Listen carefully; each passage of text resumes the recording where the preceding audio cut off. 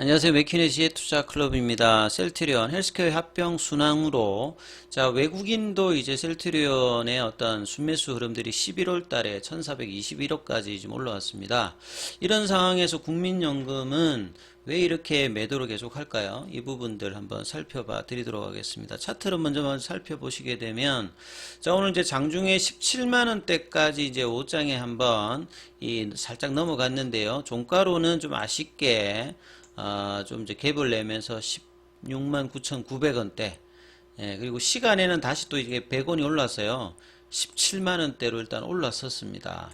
그래서 합병의 어떤 불확실성이 해소되고, 이 3분기 실적의 어떤 견조함을 토대로 내년도 어떤 이제 합병의 어떤 성장 기대감들이 이제 계속 시장에서 나오면서 6월 달에 이제 조금 이제 음봉이 나왔던 이 16만원대 중반 흐름들을 지난주에 이제 일단 넘어가고, 뭐 자사주 매입도 있겠습니다만 펀더멘탈 합병의 어떤 기대감, 이런 부분들이 최근에 어떤 수급 차원에서도 이 견조함 흐름들을 계속 보여주고 있죠.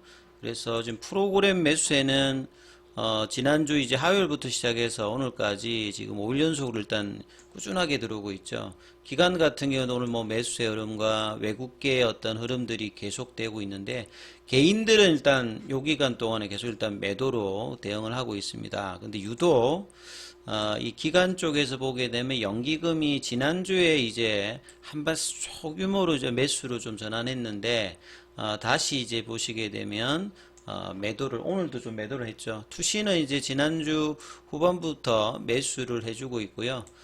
국내 기관 쪽에서 뭐 증권사들도 좀 매수를 해주고 있고요. 자사주 매입 관련되는 부분들도 계속 가고 있는 가운데, 외국인들이 보시게 되면 이제 빨간 흐름들이 많이 나오고 있습니다. 그래서 이 흐름들 속에서 지금 이제 주가 흐름들도 견조한 흐름들을 지금 좀 타고 있다, 이렇게 보여지죠. 그래서 셀트리온이 0.89, 셀트리온 헬스케어가 1.08. 셀트리온 제약은 이제 결과적으로 보면 MSCI 이제 지수 편출 대상이 뭐 될 가능성이 있다 하다가 이 부분이 해소가 되고, 결국은 내년도에 이제 2차 순차병의 대상이 되기 때문에 셀트리온 제약 중심으로 주가 흐름들은 나올 가능성이 높다는 말씀을 계속 드렸는데, 이 흐름을 한 일주일째 계속 일단 유지를 해주고 있다, 이렇게 봐야 되겠죠. 자, 내용 좀 살펴보면요.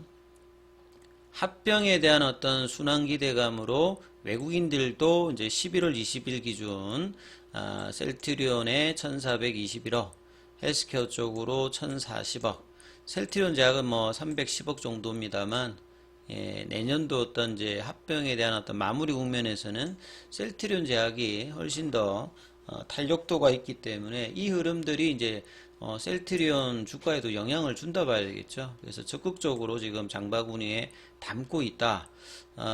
코스피 기준으로 해서는 네 번째로 이제 순매수 규모가 큽니다.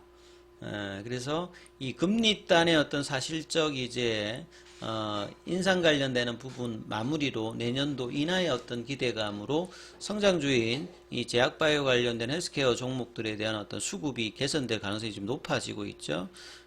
그리고 이제 3분기 실적이 잘 나왔고, 합병 이후의 어떤 기대감들로 셀트리온 쪽의 어떤 기대감들이 수급상으로 외국인 쪽에서 많이 나오고 있다, 이렇게 봐야 되겠죠. 자, 3, 4분기 호실적, 합병의 어떤 성장 기대감, 이런 어떤 흐름으로 이제 수급이 들어온 어떤 이유다, 이렇게 지금 분석이 되어 있고요. 셀트리온도 이제 뭐 2년 연속 일단 2조대, 헬스케어 같은 경우에도 한 2조 2천억대 정도, 2조 클럽 관련되는 부분이 있고, 이런 어떤 부분들은 기존에 이제 캐시카우 역할을 하고 있는 바이오시밀러와, 자, 올해 내년에 이제 신규로 가세해서 실적단을 좀 견인하는 유플라이마와 진펜트라 관련되는 부분, 여기에다가 이제 테바의 아조비 관련되는 CMO 관련되는 부분이 이제 중심이 되어서 실적단을 좀 견인하고 있다, 이렇게 봐야 되겠죠. 그리고 이제 뭐 합병 불확실성이 해소가 되어 있는 상태. 근데 이제 내년도에 지금 이제 재고 관련되는 부분들이 좀 처리가 돼야 되기 때문에 그 부분으로 좀 더 강한 어떤 상승세는 나오고 있지는 않습니다만, 이 재고 관련되는 부분들이 이제 빠르게 소진이 된다라고 하면 그 이후에 합병 셀트리온의 어떤 원가율이라든지 투자 매력도가 좀 더 많아진다. 그리고 그간에 항상 이 지배구조 논란으로 외국인 기관들이 셀트리온 쪽에 이제 장기 투자라든지 뭐 가감히 어떤 비중을 실는 부분이 좀 부담이 되었다라고 하면 이 부분들이 합병으로 근원적인 어떤 부분이 해소가 되었잖아요. 그래서 이런 부분들이 수급상에도 신규 어떤 유입들이 될 가능성이 높다 이렇게 봐야 됩니다. 근데 유독 이제 이런 상황에서 연기금은 왜 이렇게 포지션이 이럴까? 이 부분들을 연기금 홈페이지 들어가서 좀 살펴보면요. 국내 주식의 어떤 비중 자체도 2018년도 대비해서 2020년 이제 코로나 때까지 이제 이렇게 올라갔다가요. 전체적으로 이제 20년도 이후부터는 국내 주식 비중 자체가 좀 줄고 있습니다. 해외 쪽에 이제 늘어나고 있는데, 근데 직접 그 운영하는 게 한 절반 정도 되고 나머지는 이제 위탁을 뭐 하는 흐름인데요. 자, 국민연금의 투자 전략을 보면 내재 가치, 인트릭 밸류를 따져가지고 우량한 종목을 발굴해서 장기 투자를 지향한다로 분명히 본래 모든 이제 국가의 연기금 같은 경우는 장기적으로 저평가되어 있는 주식을 장기적으로 보유해서 이제 성장을 하는 이런 어떤 가치 투자를 지향하는 이제 수급이라고 봐야 되겠죠. 그래서 사전에 이제 투자 가능 풀을 이제 구성해서 그 안에서 이제 그 해당되는 풀에 해당되는 종목을 투자하고 위탁을 할 때도 유형별 어떤 포트폴리오 관리 전략에 따라서 관리 운영한다 이렇게 설명이 되어 있습니다. 그리고 탑 10 이제 투자 종목에 보면 제약바이오 쪽에서는 삼성바이오로직스가 3%로 지분율이 6.8%입니다. 셀트리온이 한 12 정도로 되어 있고 여긴 지분율이 7.6%인데 예, 자산군의 비중 자체는 1.4%죠. 그래서 연기금이 이제 삼성바이오로직스에 대한 투자 비중 자체가 셀트리온 비교에서는 훨씬 높아져 있어요. 그러니까 같은 쪽에서 CMO를 중심으로 하는 삼성바이오로직스의 어떤 부분을 이 셀트리온 같은 경우에는 좀 더 이제 삼성바이오로직스에 비해서 좀 저평가받는 어떤 흐름들의 결정들을 국민연금이 하고 있다 이렇게 봐야 되겠습니다. 그래서 이런 부분들이 수급에도 영향을 미치면서 10월 10일 기준으로 보시게 되면 순매도 쪽에 보면 셀트리온하고 셀트리온 헬스케어가 가장 많이 들어가 있습니다. 그리고 이제 순매수 상위 쪽에서 보시게 되면 많이 샀던 거 보면 이제 제약바이오가 많아요. 제약바이오가 많음에도 불구하고 또 이제 급등을 했던 부분들 이제 파는 것도 있겠습니다만 셀트리온 같은 경우는 사실 급등을 하지 않았고 2년 내에 지금 가장 주가가 낮은 수준에 있는 밸류에이션 매력이 있는 국면이니까 오히려 매수를 해야 되는 어떤 시기인데 매도를 하고 있습니다. 그래서 국민연금이 일괄적으로 이제 그 투자 전략을 이렇게 장기로 하면서 밸류에이션 저평가를 사는 어떤 흐름을 했느냐 이렇게 보게 되면 실제로 올해 이제 뭐 4월달 같은 경우에도 소시에트 제너럴 사태에 보면 연기금도 당했다. 예. 그 SG 사태에 해당되는 이제 종목들 소위 말해서 이제 뭐 펀더멘탈이 뭐 이상한 종목은 아니었는데 주가가 굉장히 많이 올라갔던 부분들에 대해서 연기금이 꾸준히 1386억 정도 매수를 했는데요. 사태 발생 이후에 매도를 안 해가지고 요거는 이제 어느 정도 이제 고평가되었을 때 나름 국민연금이 제대로 이제 가치 투자를 했다라고 하면 팔아야 되는데 이거는 또 가지고 있다가 손실을 뭐 당한 어떤 상황이고 그 다음에 10월 달에 보면 영풍재지 그러니까 시총 비중 추종 연기금이라고 돼 있어요. 그러니까 무슨 가치 투자 형태를 하는 게 아니라 단순히 모멘텀이라든지 인덱스 펀드 같이 이제 연기금을 운영했다는 거죠. 근데 같은 이제 연기금에 들어가는 어떤 이제 사학연금이라든지 공무원연금 쪽은 아예 매수를 안 했습니다. 나름 이제 투자 철학에 맞는 어떤 원칙으로 국민연금이 했으면 다행인데 이런 데는 뭐 그냥 인덱싱 해가지고 영풍재지도 들어가고 그 다음에 진짜 이제 밸류에이션 대비해서 성장성이 그렇게 나오는 종목들이 아닌데 오버밸류를 받고 있을 때는 오히려 들고 있다가 이제 문제가 생겨가지고 터지는데 적정 밸류에이션보다 훨씬 낮은 셀트리온은 계속 이제 밑단에서도 팔고 있다는 거죠. 그러니까 이게 롱숏 전략을 뭐 구사한다고 밖에 볼 수가 없는데 그러면 본래 이제 이런 내재 가치 우량한 종목 발굴해서 장기 투자한다. 이거하고는 전혀 지금 다른 어떤 운영을 하고 있는 거죠.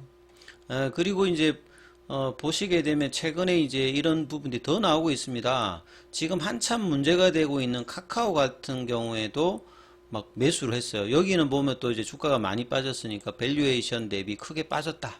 그러니까 종목마다 틀리기 때문에 일관성 없는 이제 국민연금의 이런 투자에 대해서 굉장히 이제 그 좀 문제가 된다 이렇게 생각이 돼요. 그리고 투자하는 쪽에 보면 밸류에이션보다는 뭐 이렇게 게임주라든지 실적이 안 좋은 종목들, 그 다음에 실적보다 훨씬 많이 올라가 있는 뭐 로봇주라든지 이런 종목들의 종목을 좀 사고 있는 모습들이 계속 이게 보이고 있습니다. 그래서 상대적으로 실적이 나오고 있고 성장의 어떤 기대감이 있으면서 주가는 굉장히 저평가받고 있는 셀트리온 쪽의 어떤 매도세는 굉장히 좀 이해하기가 힘든 국민연금의 행동이다 이렇게 일단 보여집니다. 자, 셀트리온의 공매도 거래를 좀 살펴보시면 11월 20일 기준으로 보면 2257주, 예. 공매도 잔고를 보시게 되면 11월 16일 기준으로 잔고가 이 전일보다 좀 빠져 있고요. 그 다음에 공매도 금지 전에 11월 3일에 350만 주대에서 지금 275만 주대니까 뭐 대충 계산하면 한 80만 주대 정도가 지금 줄어 있는 상태죠. 잔고로. 그 다음에 대차거래 관련되는 부분들은 상한이 이제 체결보다 계속 이제 많이 되고 있습니다. 그래서 주가에 이런 부분들을 이제 반영하면서 움직여지고 있는데요. 그래서 올해 어떤 고점인 이제 18만 원대가 넘어가게 되면 이제 20만 원대 이 가격이 이제 본격적으로 넘어가게 되면, 그리고 이제 조금 더 올라가게 되면 이제 올해 3월 달에 바뀌었던 추세 하향 추세 전환이 이제 상방으로 바뀌게 됩니다. 그러면 이제 내년도나 뭐 이런 주 되면 이제 25만원대, 30만원대 이 흐름들이 또 다른 셀트리온의 컨턴 점프를 주가로도 이제 확인한 어떤 구간들이 이제 다가올 걸로 보여집니다. 자, 이 부분 좀 참조하시면서 이번 주 흐름에서도 계속 이제 이 16만 5천원대가 이탈되지 않으면서 주가가 이제 17만원, 18만원대에 들어가는 어떤 이제 구간으로 진입하는지 여부가 중요하니까 이 부분 참조하시면서 흐름 판단하셔야 될 것 같습니다. 여기까지 하겠습니다.